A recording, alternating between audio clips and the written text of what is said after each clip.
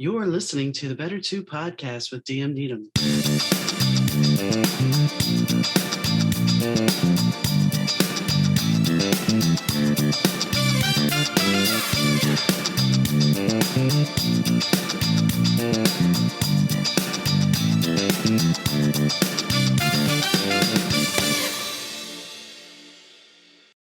Hi, gang. Donna here. Thanks for tuning into the Better 2 podcast. Today's guest is Don Ortiz and Dina Preston-Ortiz. They are members of the Dina Preston band. They also have a book out called 31 Cents to 43 Countries, Hardcore Tips to Increasing Profits. They at once, when they first started to work together, only had 31 cents between the two of them, and they turned it into a thriving business.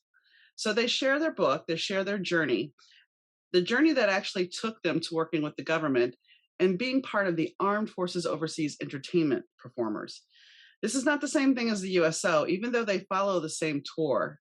It's not exactly the USO, but they did get their name on a monument, which brings me to a little tidbit that you guys might want to pay attention to.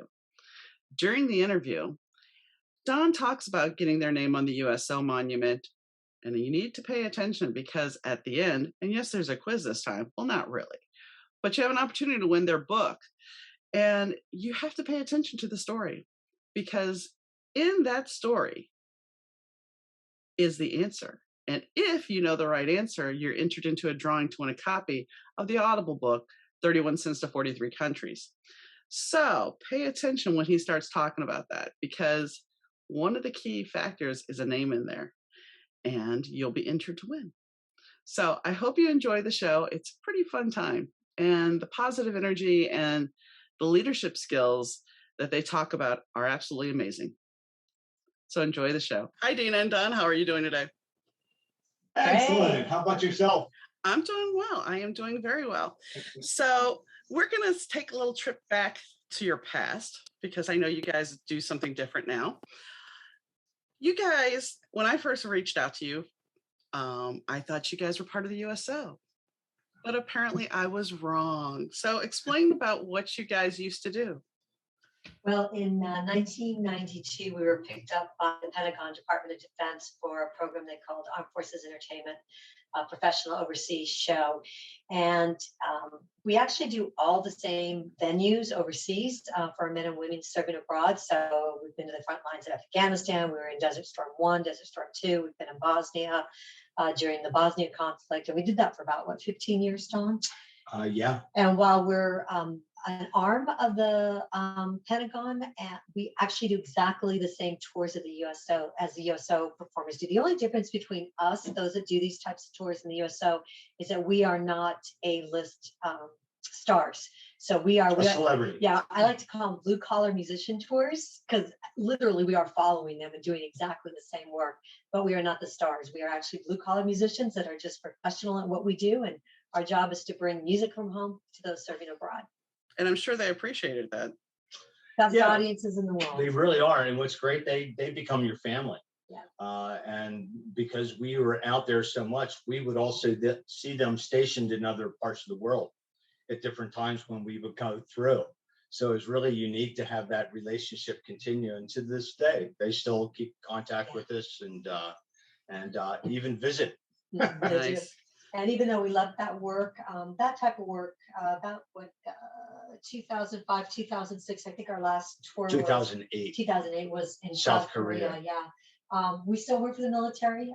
We still work for our local military here in Arizona or anywhere across our national, across the U.S. So we still are very much in touch with and still provide music to our military men and women. And veterans. And their families, and veteran organizations as well. Nice. And then we were really blessed to actually be engraved alongside Hollywood legends Lucille Ball, Mickey Rooney, Jane Russell, and Ann Miller on a USO monument. And that came about through, I met one of the original Doublemint twins, Terry Frankel. Really? She sat on a committee and one of the other committees was Lucille Ball's son that sat on the committee. And they were putting together this monument. And because I had a direct connection with the USO, I helped them connect with that. And then they were able to use the USO brand on the monument. Nice, So nice. it's really nice to be honored in that way next to Hollywood legends and, of course, our 15 plus years of working with the military. So you were the Dina Peterson band. Are you still do some of that occasionally? It's actually Preston, so it's Oh, Dina Preston, sorry. And so, yeah, I actually hired Don to be in my road band in 1988, 89. And the Dina Preston band continues. And I've been on the road as a band already for almost about 10 years. I actually started as a street musician in San Francisco, busking in front of Ripley's Believe It or Not between college classes. And I moved down to Southern California, San Diego. My band won a regional contest, and we were picked up by an agent out of Minnesota, and we started touring. And back then in the 80s, you could tour. They had the big clubs, the big nightclubs. You could be on tour for 2 years if you needed to. Back then they had the big nightclubs, 500 people nightclubs that you could just go, every week you'd be in a new place. And so we toured for many years. I hired Don in 1989 to join my road band, and he's like, I want you to break up and come with me, and we're going to start something. But we always kept it as a Dina Preston band because we were already known on the circuit. And then we became more of a corporate band for Fortune 500 companies and things like that. So doing the higher upper echelon types of events, and then that allow us to also meet other individuals through corporations. And here we are 32 years later, still performing as the Dina Preston band. In fact, in 43 countries, believe it or not, without a record deal or any management, just the two of us managing the whole project. In fact, that's why we had to write a book about it, because people wouldn't believe that, having a book like 31 cents to 43 countries. We literally started with 31 cents together. We did. And that's what I was gonna go there, and you've already went there. So 31 cents. So that it has to blow your mind to look back and go, we had 31 cents, and look at the life we have created. That's so true. That is absolutely so true. Yeah. Because I mean, we've been really blessed to have major events happen to us over the years, from really something as unique as being lost in Singapore and Afghanistan, both, to having band members in landmines, landfields. So we have traveled the different road no musician has ever traveled, and we would be a very big time rarity to ever copycat because of what we've done and where we've been. And what we've found is the actual struggles that we have faced, the struggles that we've actually faced bring new change and growth opportunities. So because we've always had our internal compass really firmly in place, and we've continued to support that through talent mastery, we're not afraid of the struggle, because we know that the struggle is going to take us to new avenues that we may not have thought of. And I think our professionalism, both on the road and the types of clients that we have, are much different than what most people think of as professional musicians. And that's all been a result of opportunities as a result of challenges, right? So we've never been afraid of the change. We've never been afraid of making changes. And we've been trained by the best. We have. I mean, literally. It's from the Department of Defense, the U.S. State Department, to Fortune 500 companies. Fortune 500 companies. Which is much different than being on the road and working in a nightclub. Oh, yeah, definitely. And, the one thing I have to say, you've been fearless. And that little word, fear, holds so many people back from pursuing things they want to pursue. Yeah, that we are not fearful, and we're not fearful. And again, I say this over and over again, is because we have our internal compass firmly in place. We follow our passion, and because we follow our passion, and because we continue to support it through education and talent mastery, right? We get really good at what we do. We don't look at challenges as being fearful. We don't look at as failure as something negative. We look at it as an opportunity to improve and find new avenues to develop different kinds of competitive advantages, or what we do better than the competition. And it's just worked out really well for us. Especially in environments of dynamic change. I mean, we've been in constant change right now. So we've been able to pivot and shift literally during this whole time that the pandemic has happened. And a lot of people are like, how are you still able to make it out there and get your product to be out there? The band, the brand that you guys have been able to have, the book, our new album, everything that had happened over the pandemic, including the monument. So literally when the pandemic hit, we lost 30 gigs in 2 weeks. Wow. And they weren't coming back anytime soon. And that's how we make our living. So we had to pivot very quickly. And Don said, okay, we're working on this book. Let's get it out. We got the book out sooner. We started doing podcasts to share our tips and tricks globally, not only here, but across the US. Now we're doing professional speaking and keynote speaking and workshops. And so we were able actually to continue to make a living by being able to pivot based on our book. And so again, the idea is to find new perspectives regardless of the challenge or risk, to capitalize on the unknown. So yeah, we never let fear get in our way. We really just don't. We just really aren't afraid. Why? What's the worst can happen? And like I usually tell people, you have to get your asking gear. If you don't ask, you don't know, you don't receive. You're that far from a yes or a no. And no's okay. If we ask you and you say no, we're perfectly okay with that because that allows us to move on.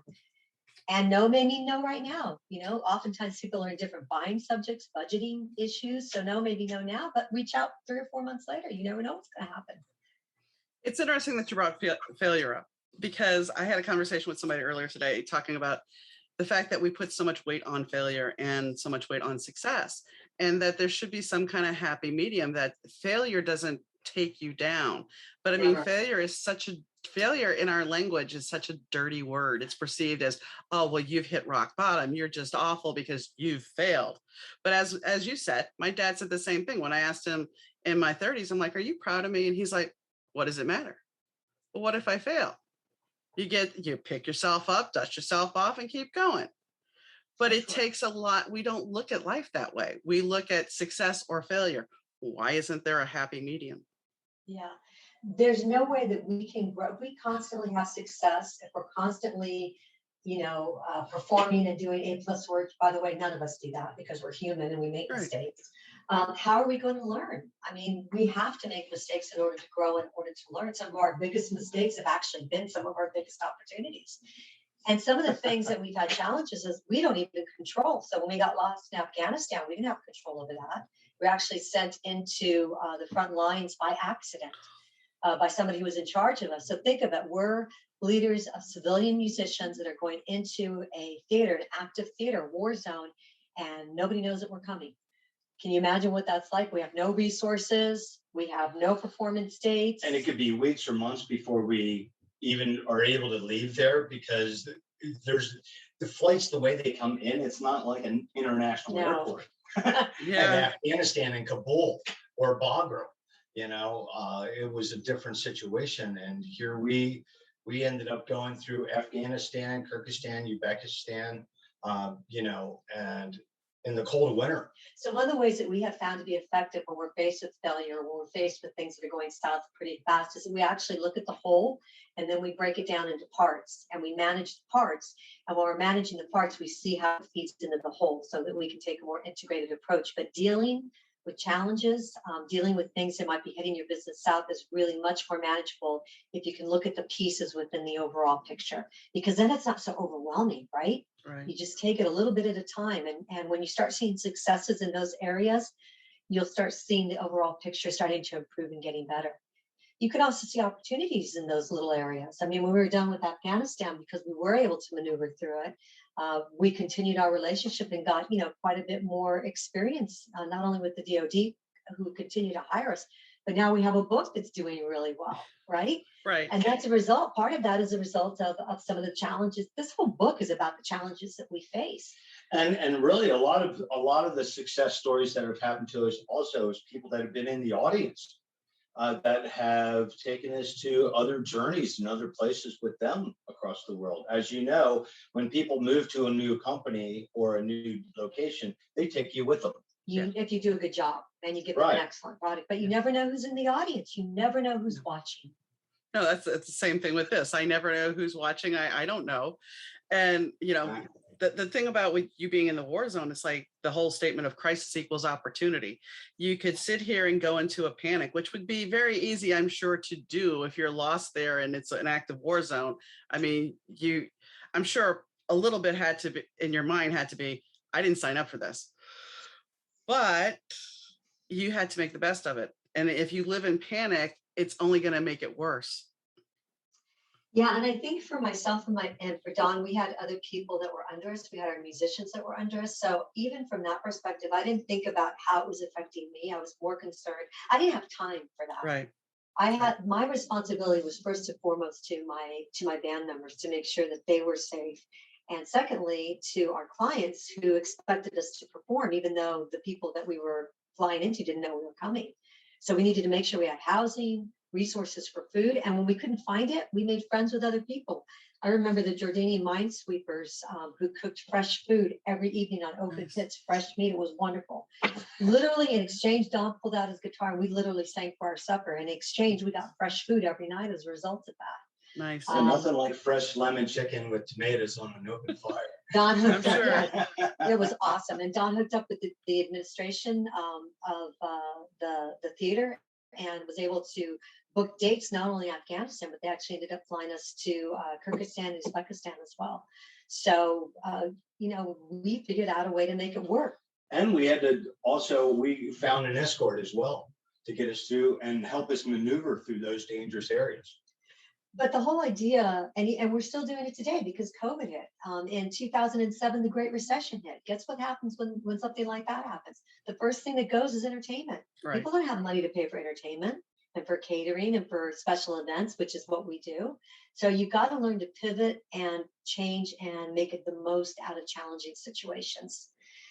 During that time, one of the things that we learned during the Great Recession is we really learned how to downsize and how to focus. Instead of having all these products and services out there, we decided we were going to downsize. We looked at what we did the best and what we made the most money at, which was our band and a few other services. And we took away everything else and we focused in on that. And when we got requests for those other services that we used to provide, we would send them to people in our databases that knew how to do that and could do it more effectively and efficiently than we could. And guess what? They sent their clients over to us.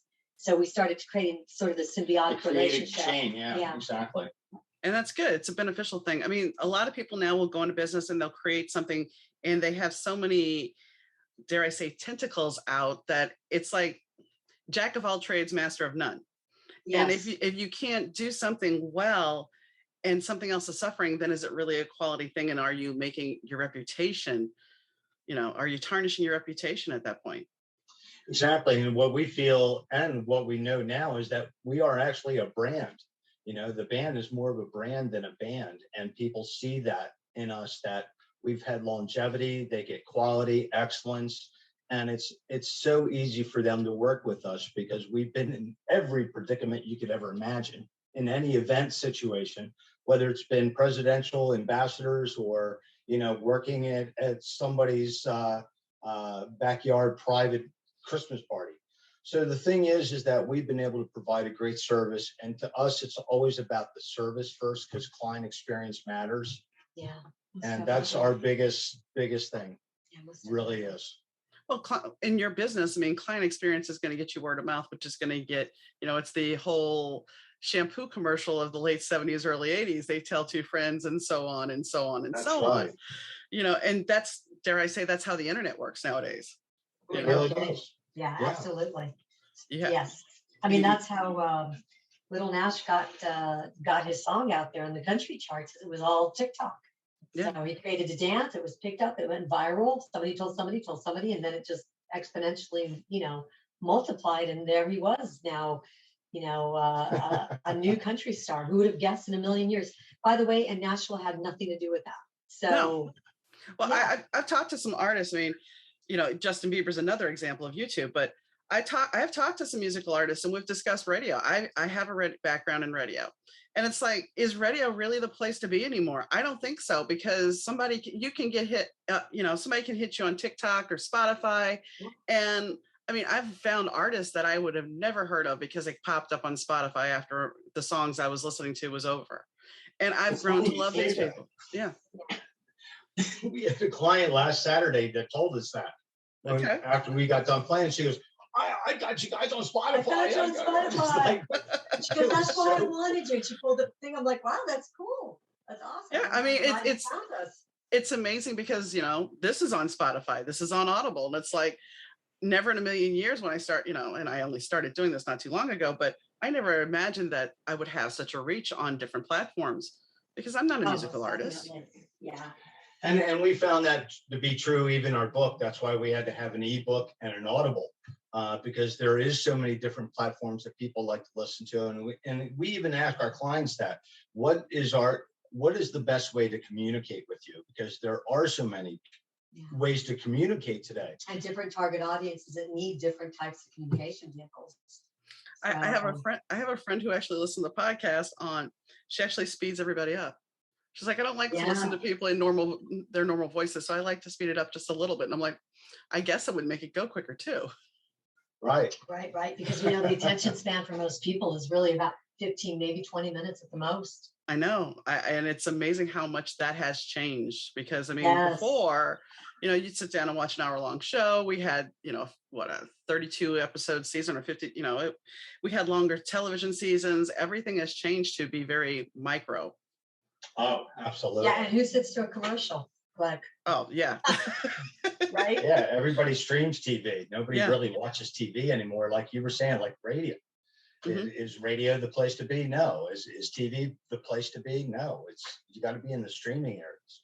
Yeah. Well, it depends on your target audience too. That's true. I had the cable company sent me, my internet company who also has cable, sent me a thing today. Get this for $44. Why do I want cable? I can watch it on my Roku. Why would I do that? Right. I don't need it. I can watch it the next day. I don't need it that day. Yeah, no, and business models as a result of technology are changing right and left. That's another disruption that, I will share with your audience that, you need to think about and you need to take advantage of. Change is good. Disruption is good. And if you can figure out a disruption or a change that will give you a competitive advantage, certainly we've seen it in the hotel industry with Airbnb. We've certainly seen it in taxi industry with the advent of Uber and of Lyft. And so if you can come up with that disruption as a result of technology, wow, sky's the limit. Well, even like Carvana, I've seen the commercials, the rare commercials you see on Hulu, you have Carvana where they'll bring the car to you and everything is handled. So you're not sitting at the dealership dealing with this guy who's going to not listen to what you're saying anyway. Right. And goes into the guy's office in the back to basically look like he's haggling for you, and he's not really ever in your corner. In fact, our son, I think that's all he uses now is Carvana, and he's been doing it for years. Yeah. So couldn't even think of him going into it. Could you think of Ray going into it? No. When we used to go shopping when we were kids, we just used to walk in, get the stuff, and walk out. Yeah. It's kind of crazy. But technology, like you said, is a good thing, because now, while it has killed some industries, it has opened the door for other industries. You're a published author, I'm a published author. Would we have had those shots necessarily if technology hadn't been open to us and we could self-publish, or we could, those things, even music, same thing. Your music can be heard by so many more people now. Yeah, no, absolutely. And you need to take advantage of technology and, the disruptions that it can cause in order to create your own competitive advantage for what you do. And you need to be okay with failure, as you've shared. And you need to look at it not as failure, but an opportunity to grow and to learn, right? And again, you're constantly developing, and that never stops. Just because we've been doing this for 32 years, we have challenges all the time. So that process never stops. It's always challenge, learn, grow, change a model, update, let it go for a while, right? And then hopefully you're being forward-looking so that you don't just wait for things to happen to you. Yeah, because let's face it, sometimes people get comfortable. Yes. And they get comfortable, and then all of a sudden they're blindsided by the change, like a pandemic. Mm-hmm. Right. Or even micro changes, like a client that you've had for 15 years. It might be a major client has decided to go in another direction and you never saw it. And all of a sudden you've got like 45% of your income now not going to be there anymore. Right. So you really need to be forward thinking as well, in terms of making sure that you are dotting your I's and crossing your T's for your business.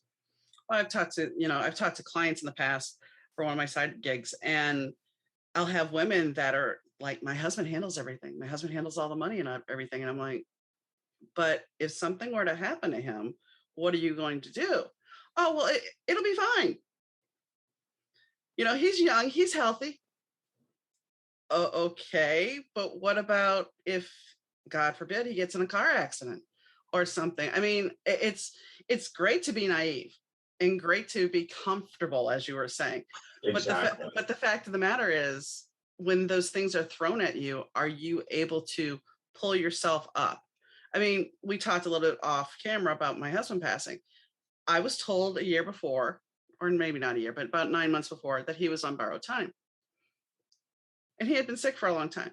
But that still did not prepare. I mean, and I knew about the money and everything, so that's not the issue. Sure. Even though I knew he was on borrowed time, when the actual event happened in front of my face, I was not prepared for it. No, And- how can you be? No. You can't. So, I mean, that's what I'm getting at. It's like you never know what's going to happen. You don't know that you walk outside, you got to go to an appointment and you have a flat tire. It can be something as mundane as that, or it can be something as drastic as losing somebody. Right. Life throws curveballs at us, and you have to be willing, as you said, to pivot, to be able to deal with it and handle and move on. Yes. And it's okay to have downtime. We all, if something happens to us that we're just, there are some challenges that are more severe than others. And it's okay to take downtime and to meditate and to kind of repair yourself. There's nothing wrong with that. Yeah, and to reevaluate and all that. Yeah, you just don't want to stay there though. You want to be able at some point to say, okay, and I've done what I need to do now. I've given myself some private time. Now I need to pick myself up and I need to keep moving forward. I need to keep putting one foot in front of the other to see where this is going to go. Because if you don't, you end up playing victim, and then you'll And never you don't get want out of that. it. Yeah, you don't want that. And you cannot be successful and be a victim. They're not, the words don't work No. together. No, not at all. Not at all. So what else do you do now? You're working as promoting yourself, but you're also helping other people, correct? Well, late in my late 30s, Don and I actually started our corporation, our entertainment company, TEO Entertainment Group, in 1993, and we got a angel investor to give us a loan to start the business. And we hired a manager, and the manager took off with a significant amount of that loan. And when that happened, I swore that was never going to happen to us again. So I went back to school and got my MBA. When I finished my MBA, and my goal was to come home and help us with the business. My brother was already teaching at the collegiate level, and he said, "Hey, I want to introduce you to the chair of the business department, and you could start teaching part-time and help pay back your school loans." And I'm like, "Yeah, I'm all in." Well, it turned out I love teaching, and so I ended up becoming a professor, a full-time professor late in my career. And in academia, specifically at the collegiate level, in order to move up, you need to get your doctorate. So I ended up getting my doctorate in business. And so I've been teaching at the collegiate level now almost for 22 years, believe it or not. So I've been teaching business for over 22 years, in addition to helping Don run the company and, of course, performing. And so in addition to our music, working for corporations and government entities, we also have a keynote speaking business. And so with our keynote speaking business in our book, we go out and we share information, tips and tricks, and actual workshops on how to do things like take advantage of change, right? How to capitalize on the unknown. We teach sales, how to do sales and marketing. We teach management, how to make the most out of your passion so that you can be successful at what you do. So that's really where we're at right now. And it's really unique because those programs really came from while we were working with the U.S. State Department. We had an individual we actually met in Azerbaijan, and he just loved our work ethic and our professionalism and the fact that we were willing to go way over beyond. And when he got his next post, we got an email from Budapest, and it said, "Hey, would you guys want to come and rock Budapest?" And, who would have thought that kind of email is going to be, again, somebody who was in the audience. So we not only went and played music, but we also went and taught entrepreneurship under President Obama's Statecraft Initiative. And so we teach how to start and run small businesses, how to take advantage of entrepreneurship, because entrepreneurship is a little bit different than running an actual small business. So we talk about that and the differences and how to take advantage of both. And so we're hoping we're going to get an opportunity to do that again now that the world is opening. We're hoping to be able to go back to work and do that as well. So we speak, do keynotes during the day, and then at night we perform to spread and promote American culture all over the world. So through music. Yeah, and look at it this way. It's a great package because conventions and meetings are usually going to have a speaker, and they usually have entertainment that evening. how many have ever been the speaker and the entertainment for the evening? You've already got a closeness that have a relationship with the audience already. And when they see you at night, it's even more magical, as you can imagine, because you're sharing them your business sense with them during the day and helping them with workshops. And then you're providing the fun at the end of the evening too. And I think I shared with you that my dissertation was on transformational virtual leadership, because we've been working in virtual environments since the 90s, literally when the first computer came out. And so we work a lot, and then the pandemic hit, and of course everybody wants to know about how to lead in virtual environments. So we have both the professional background and I have a pretty strong theoretical background also on virtual leadership. So we talk about that. We talk about following your internal compass, how to find excellence, but not perfection, because none of us are perfect, but you do want to find the excellence, right? Mm-hmm. And how to bring that out. We talk, of course, and we've been doing this all for the last couple of minutes with you, is solutions in difficult situations. So how do you come up with those solutions? Because there are specific ways and approaches that you can do this. So our goal with our workshops is for people to take out things that they can actually use, real learning with real specific applications. In fact, we even do that in our book. Each chapter has takeaways, and those takeaways are from the stories that we tell prior, and why we tell those stories, to have those takeaways that you can utilize in your business mindset, startup right now. And I just taught a college class right before the podcast here. One of the things we were talking about is communication, because we have such a varied amount of generational variation right now in the workforce. So baby boomers are still there. We have Generation X, we have millennials. And let me tell you, especially millennials and baby boomers speak a completely different language using completely different tools. But here's a challenge. Millennials are now buyers in the marketplace. Yeah. And so, well, Don and I are used to picking up the phone, creating relationships, in that way, in kind of the more traditional sense. That's not how millennials work. And if they're the buyers, if you're the buyers, if they're the buyers, you have to respect their approach, and you've got to learn how to communicate, because if you don't, they won't respond. They'll ghost you. And so, those are things that we teach as well. Yeah, we even talk about it in our book. That's the whole thing. The thing is, and you were talking about ghosting. I mean, that's something that would never have happened before. Never. Maybe on a date, if a date didn't go well then you wouldn't hear from the person. But now it's like one and done. It's not even a date; it's a phone call. And if they don't, you're lucky if you can talk to them on the phone. You're right, because it doesn't happen. Yeah. It doesn't happen. No. Based on generational preferences. Yeah, you're lucky and most of the time if it's a millennial or a demographic, maybe in their late 20s, early 30s, your chance of you getting on the phone is really slim. So how do you sell your product or service to somebody who's not going to pick up the phone? How do you do that? So we talk about that as well. Yeah, and get them to contract. Yeah. Right. That's the bigger part of it, to connect the business and actually get it done. Yeah. And it's a lot of, there's a lot of downtime. The funny thing is, you and I both know that talking on the phone there's no misconstruing of tone or interpretation of what's being said. There's no lag time. You can actually have a conversation like we're doing right now, that back and forth. Texting, since the days of AOL, somebody can message you and it's like, you can take it the complete wrong way. Oh, absolutely. I highly agree with you, especially since we work with different cultures around the world. Mm-hmm. So we really are very careful about how we select wording. But even now and then we make mistakes. We think we're doing the right thing, and they may misinterpret the tone. And, as Americans, we tend to be assertive. We tend to be very positive and kind of peppy and happy and bursting with love. That doesn't work for all cultures. Yeah, we had somebody connect us from Mexico and said, hey, we have 10 shows that we would love to have you come down here and do, and blah, blah, blah. And we sent them all this information. And next thing you know, it's like, they're talking back with us. And then we're like, well, maybe we should look in to see if these guys are legit, if it looks like it could go forward. And us testing that water it closed that communication instantly. We actually checked with the Mexican consulate here because Arizona's on the border of Mexico. So we checked with the Mexican consulate here. And while that worked for us as Americans, because we want to make sure that the business is good, we don't want to be sending people overseas or even across the border without, firm information.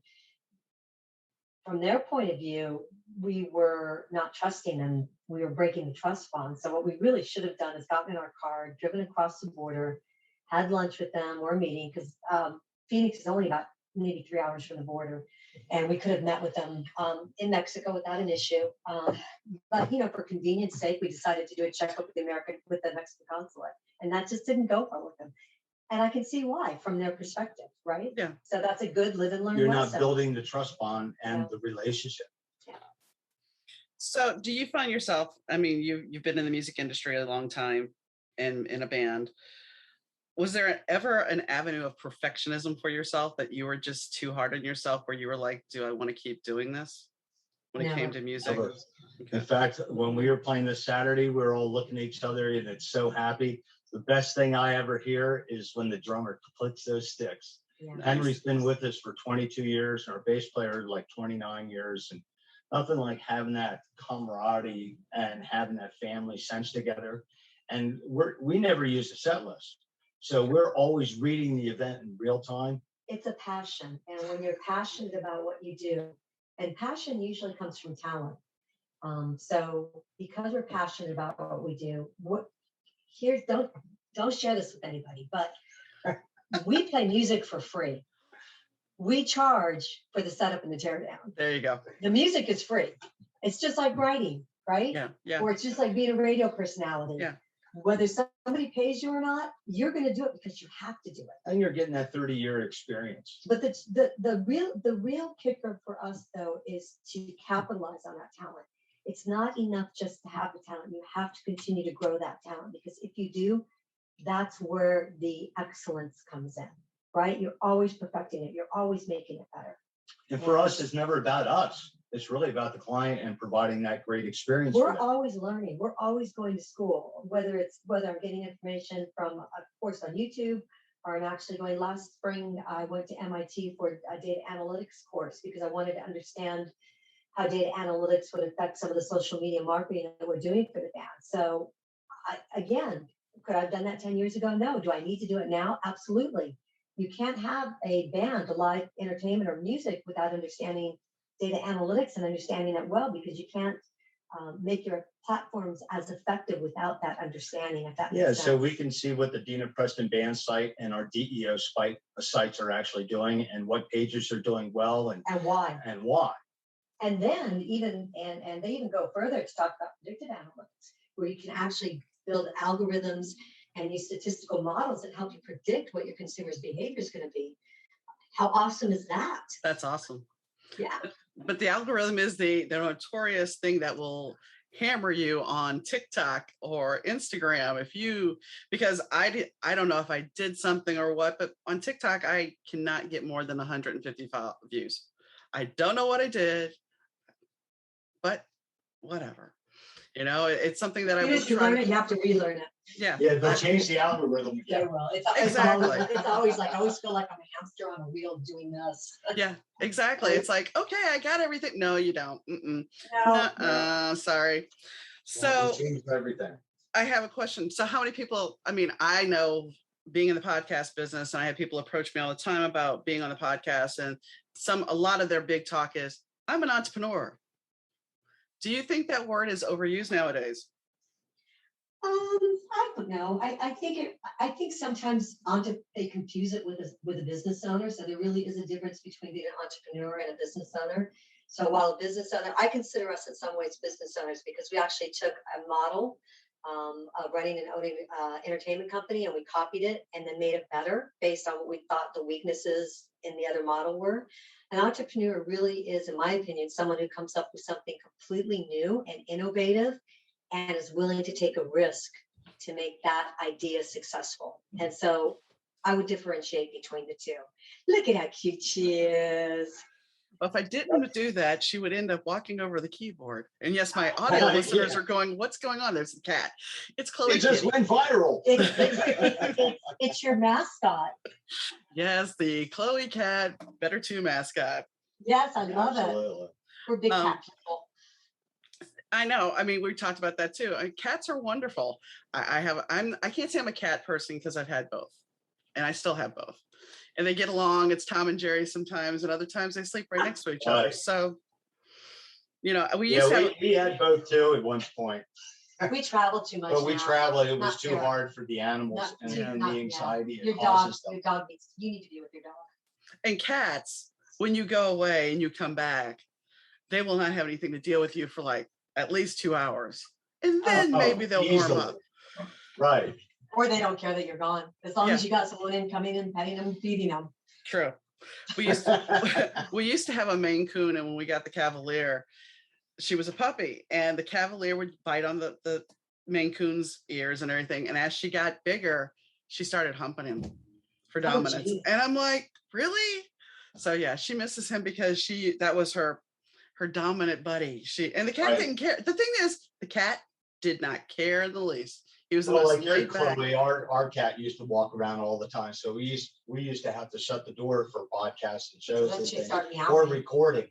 They start meowing when you're recording in a show or something, and that's kind of why it's like I could close the door and then the dog and the cat are out of the room, and that's fine. But then there we go. Sorry, guys. But then they're gonna bark and meow, and then I'm gonna have, it's gonna create another whole noise distraction. So I figure, some people understand having a cat for editing. Exactly. And this time, most likely, I will edit most of that out. But most of the time, Chloe just will come back and forth, and I let her do it. So is there going to be a TED Talk? We've talked about it. We're thinking about it. We're so busy right now that I don't know if you've done TED Talks before, but there's actually a pretty arduous process. You have to apply and you have to come up with a talk. And so I think just because of time limitations right now, it's not first and foremost on our list. I think with time, actually, we would like to do a TED Talk, but it needs to be timed right.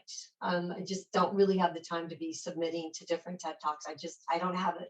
I literally was teaching up until we did this podcast, which means I was teaching. I had to come home. Don was doing contracts all day. I was finishing doing contracts just beforehand. As much as we'd love to do one, we just need the time to actually submit and get it processed. And plus, we like to be perfectionists in that area, So for us, we always make sure things are great, and that's just our forte. There's a certain time when you become a perfectionist, whether you want to or not. It just sort of happens. Exactly. So for your music company, do you have other artists, or are you just your sole artist? I mean, we did for years. And our goal was we did live music. So Don booked other entertainment for years and years and years. And then when the Great Recession happened and everything shrunk, we just went, we got to look at what we're really making money. And we did a really hard financial look at everything.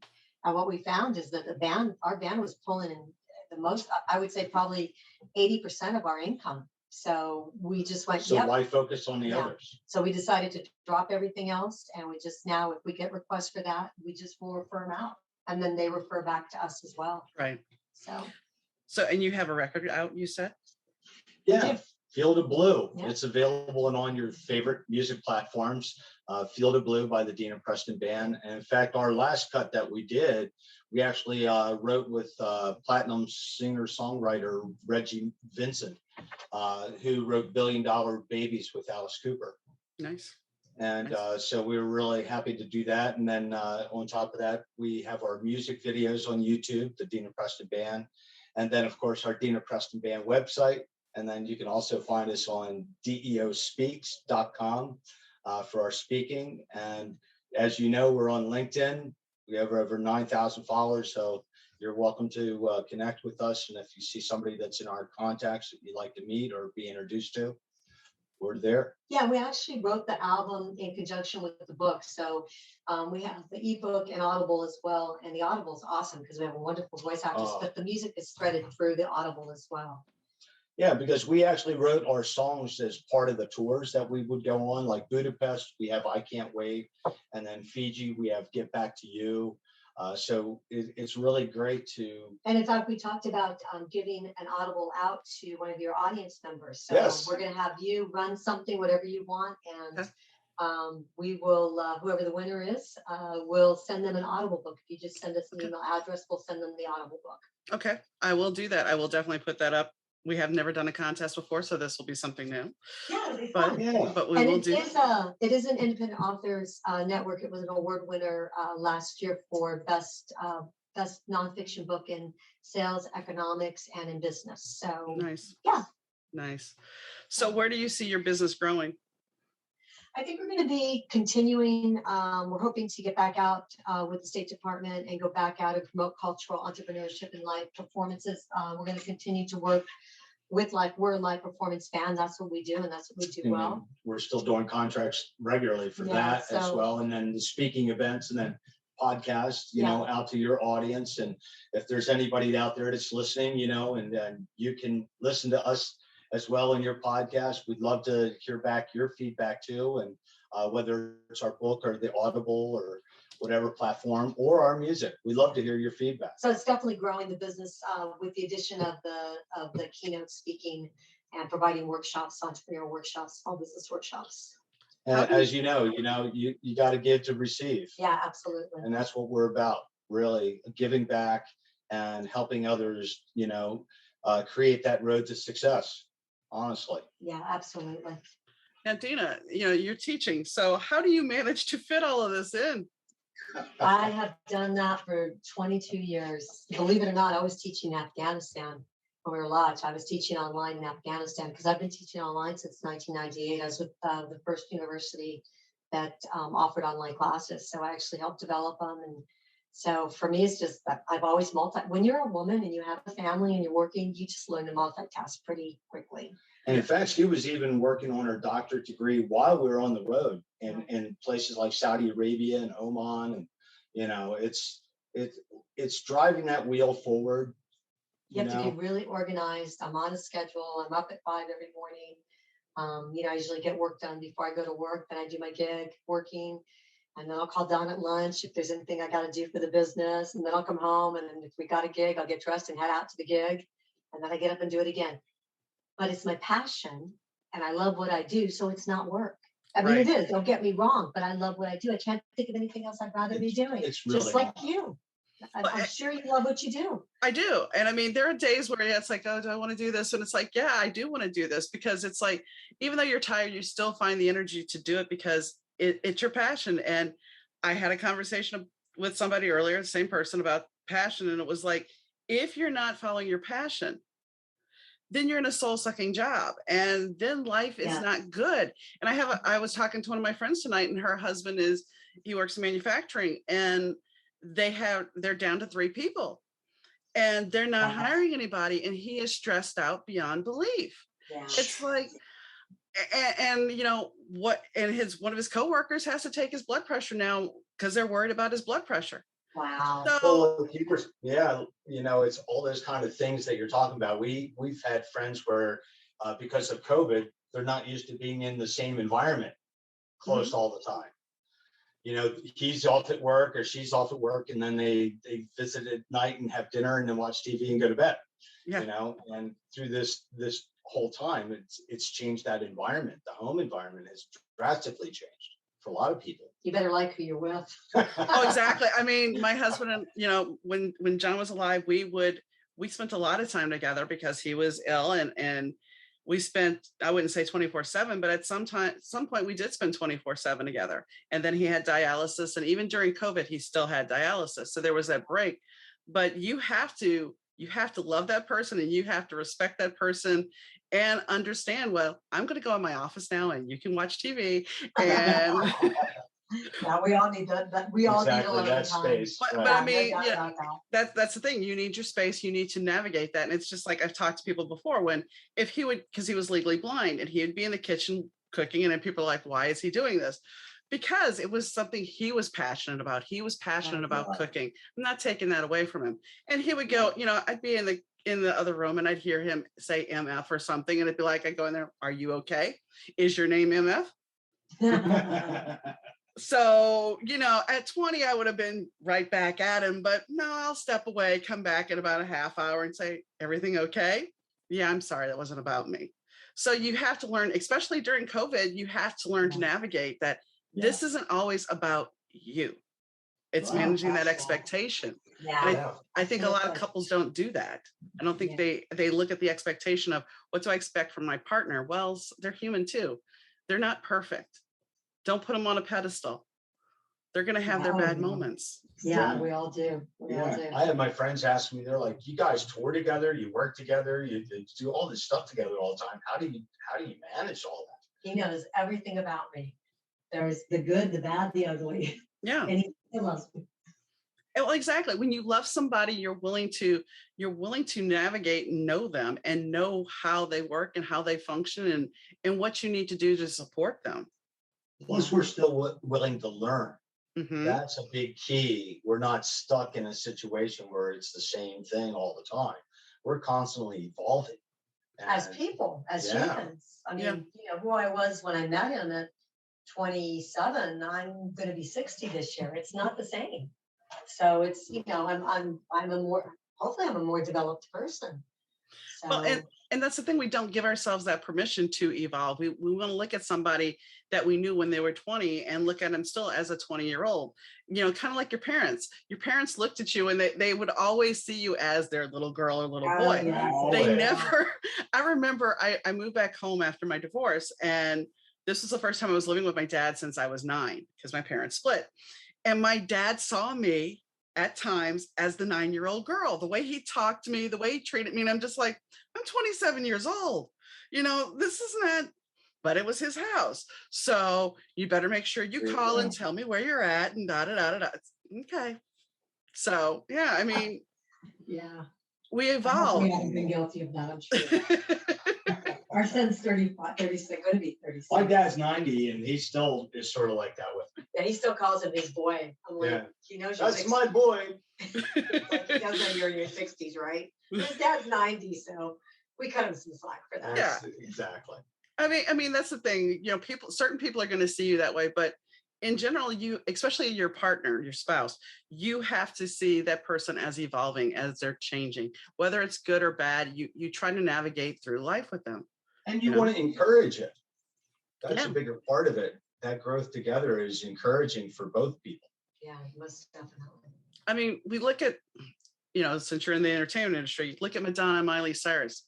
And the only reason I'm bringing this up, and even Lady Gaga, these are women that people are like, oh my gosh, look at them. They've done this. All they've done is evolve. Yeah. And a lot of it is shtick to grab that attention. Right. But they're evolving and they're changing. Which is a great lesson for all business owners, wouldn't you say? And people and humans, right? We need to continue to evolve. Yeah, absolutely. We hope your listeners will listen to that, and anybody watching out there, it's important. Yeah, it is. It's very important. And I think that's a lesson that we all could learn, and that instead of getting so stuck in the mud and not being more open-minded. Yes. More open-minded.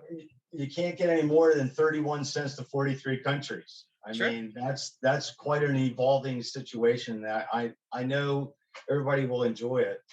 Yeah. And I'm going to music too. I'm going to say this: when I moved up here, I had $50 to my name, and that was it. My ex-husband. You were rich compared to us. You were rich. Yeah, I know. I was rolling it, and I had a room, and I had a place. I had a place to live too. My friend and her mom took me in, so I had a place to live. But I understand that struggle of not having anything and trying to build a life. Yeah, so absolutely, I commend you guys for doing that. Well, we commend you. It's been awfully fun talking with you. Absolutely. It's been so much success to you. Is there anything you need to add? No, I think we're good. I think Don shared our platforms and our email addresses. We appreciate you and your listeners. Thank you so much for having us on today. We love your podcast. We've enjoyed it very much. So thank you for your service to the community, and really appreciate your listeners as well. Thank you for taking time with us today. You didn't have to, so thank you. Thank you. Thanks for having us on. Thank you. Don and Dina are true leaders, as was shown when they discussed being put into a war zone. I mean, how many of us could handle being in a war zone and not freaking out and not worrying about the people that are underneath us and making sure that they're okay? How many of us could say that, well, I put the other people first. I wasn't in a panic. So it takes true leadership skill to be able to do that. And I would say that all the amazing things that Dina has done, and Don as well, but Dina, all the things that she does and the routine she follows, she puts herself on a level of, I have to continue to grow. I have to continue to do this. And Don's the same way. And you can tell by looking at them that they are a team, they are a unit, and that they are very loving toward each other and very focused, and that this is a true partnership. So when we look at life and our partners, we need to see them for who they are. I mean, we talked about that, and not get caught up in perfectionism. So when we look at giving the book away, because I know some of you guys are like, come on.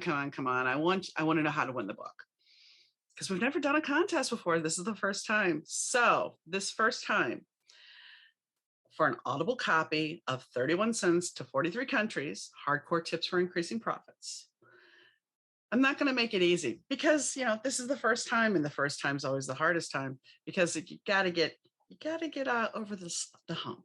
So I could say, give me the name of the record, which is Field of Blue, but that's easily searched. I could say, give me the names on the USO monument that are with them.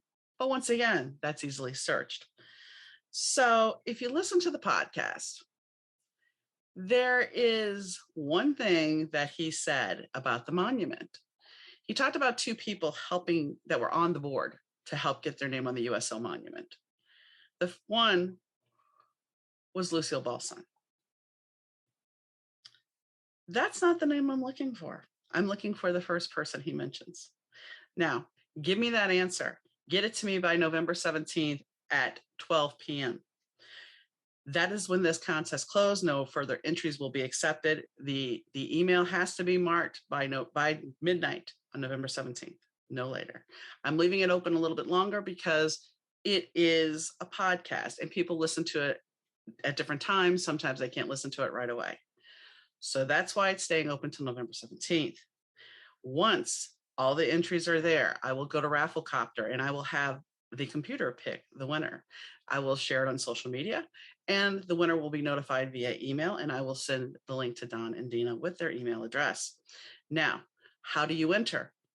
Well, you email me the correct answer, your correct answer. Spelling is not going to necessarily be counted, but you email me your correct answer of part of this duo that he mentioned to Donna, DAUNA, at better2podcast.com, and put in the subject line contest. That way I know it's for the contest. And once again, that's Donna, DAUNA, at better2podcast.com, subject line contest with the correct answer. Now, I wish you guys luck. And, like I said, it was a fun podcast, and it's kind of fun that they're letting me do this. So I hope you guys enjoy the book, whoever wins it. And, can you imagine? I'm just going to stop right here for a sec. Can you imagine, though, having only 31 cents to your name and starting on a grand adventure? It's kind of crazy, isn't it? On that note, thank you for your support as always on the podcast. I really, really do appreciate it. And, you know where to find me, all the socials. The links are on the better2podcast.com site. And we do have a Patreon. So I thank you for all of your support and your time. And I hope you have a wonderful day, evening, whichever you choose. And I'll catch you next time. Bye. You are listening to the Better 2 podcast with DM Needham.